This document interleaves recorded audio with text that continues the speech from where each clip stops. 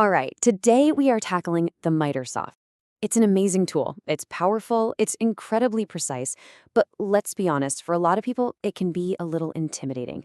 Well, we're going to change that. We're going to show you how the safest way to use this saw is also the secret to getting a perfect, precise cut every single time.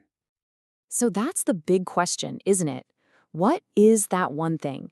Because once you understand the core principles of how this machine works, you don't just stay safe, you unlock its true potential for incredible accuracy. At its heart, a miter saw is a total specialist. It really has one main job, making perfect crosscuts. That just means slicing across the grain of a board to cut it to the perfect length, whether that's a dead-on 90-degree angle or something more complex. Okay, so this is a really important distinction to get. I want you to think of wood grain like a bundle of straws all glued together. A crosscut slices clean through all the straws. A rip cut, on the other hand, tries to split them apart right down the length. And miter saws, well, they're only built for one of those.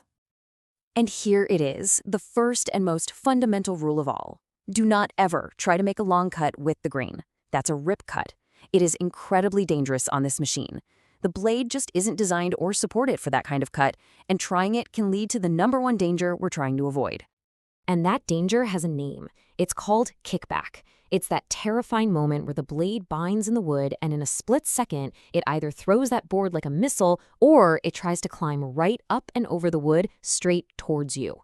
Pretty much every single safety rule we're about to go over is designed specifically to prevent kickback from ever happening. So how do we tame this thing? Well, it all starts before you even think about plugging it in. Seriously, the foundation of a safe, clean, perfect cut is all in the setup. Yeah, I know, this one's obvious. But think about it this way. With sawdust and little wood chips flying everywhere at high speed, safety glasses aren't just for protecting your eyes. They're for keeping a clear, totally unobstructed view of your cut line. You can't be precise if you can't see what you're doing. And of course, anything that dangles is a no-go. Loose sleeves, necklaces, long hair, it all needs to be tied back and secured. A spinning blade does not know the difference between a piece of wood and the cuff of your shirt.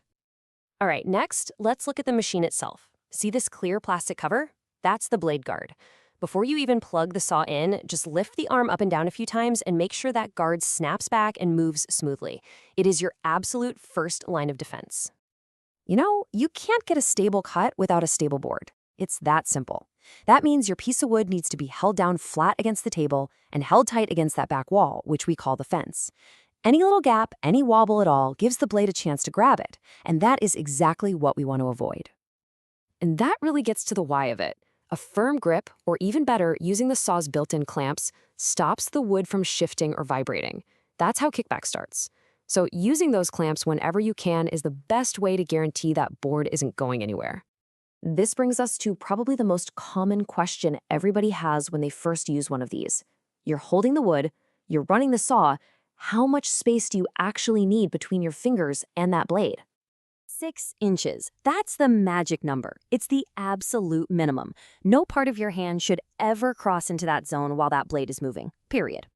So what you want to do is create this invisible 6-inch safety bubble all around the blade. And here's the rule. If a piece of wood is too short to cut while you can keep your hands safely outside that bubble, then that piece is too short to cut on this saw. It's that simple. Find another way. Okay, so we're prepped, the machine is checked out, our wood is clamped down and secure. Now for the main event, the simple step-by-step process for making that perfect cut. Before that blade even thinks about touching the wood, 2 things have to happen. First, you squeeze that trigger and you let the blade get all the way up to its maximum speed. You want to hear that high-pitched whine. Trying to start the saw while the blade is already resting on the wood is just asking for it to bind and kick back. Now for a sliding miter saw, there is a very specific, crucial motion, a little dance you have to do. You don't just chop down. The correct way is to pull the saw all the way out towards you, then you lower the spinning blade down into the wood, and then you make the cut by pushing the saw away from you back towards the fence. And believe it or not, there's some really cool physics behind why we do it this way. When you push the saw back to make the cut, the rotation of the blade actually helps pull the wood down and in against the fence, keeping it stable. But if you were to cut by pulling it towards you, the blade's rotation would try to lift the wood up and literally climb right over it towards you. So remember, over, down, and back. That motion is the key to being in control. The board is in two pieces. The cut is done, job's finished, right? Not quite. What you do in the seconds right after the cut is just as important for your safety. So, once you've pushed that saw all the way to the back of the cut, you can release the trigger. But, and this is a big but, do not lift the saw yet. Keep it in that down position until you hear the blade has spun down to a complete stop. If you lift a blade that's still spinning, it can easily catch the fresh edge of your wood and throw little pieces everywhere.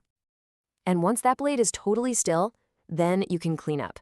I know the temptation to just swipe the sawdust away with your hand is really strong, but that's how you find a nasty splinter, or worse, accidentally touch a blade that you only thought had stopped.